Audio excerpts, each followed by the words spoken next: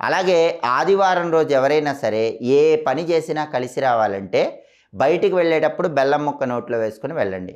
అలాగే ఆదివారం పూట ఇంటి యజమాని ఏం చేయాలంటే ఒక గాజు గ్లాస్ తీసుకోవాలి. ఆ గాజు గ్లాసులో నీళ్లు పోసి దానిలో ఒక నిమ్మకాయ వేసి మీ ఇంటి మెయిన్ ఎంట్రన్స్కి కొంచెం పై భాగంలో ఆ గాజు గ్లాసును ఉంచాలి. అప్పుడు ఇంటి యజమాని చెప్పినట్టు ఇంట్లో వాళ్ళందరూ వింటారు. కుటుంబ సభ్యుల మధ్య అనుకూలత పెరుగుతుంది. కుటుంబ సభ్యుల మధ్య విభేదాభిప్రాయాలన్నీ తగ్గిపోతాయి. అలాగే ఆదివారం రోజు స్నానం చేసేటప్పుడు కూడా చిటికెడు కుంకుమ పువ్వు నీళ్ళల్లో కలుపుకొని 5 నిమిషాల తర్వాత స్నానం చేయండి. ఎర్రటి పుష్పాలు కొన్ని నీళ్ళల్లో కలుపుకొని 5 నిమిషాల తర్వాత స్నానం చేయండి. అలా స్నానం చేస్తే ఆదివారానికి అధిపతి అయినటువంటి సూర్యుడి అనుగ్రహం వల్ల అనుకున్న పనులు అనుకున్నట్లు దిగ్విజయంగా పూర్తి చేసుకోవచ్చు. కాబట్టి ఆదివారం రోజు ఏ పనులు చేయాలో ఆ పనులు చేయండి, ఏవి చేయకూడదో అవి చేయవాకండి.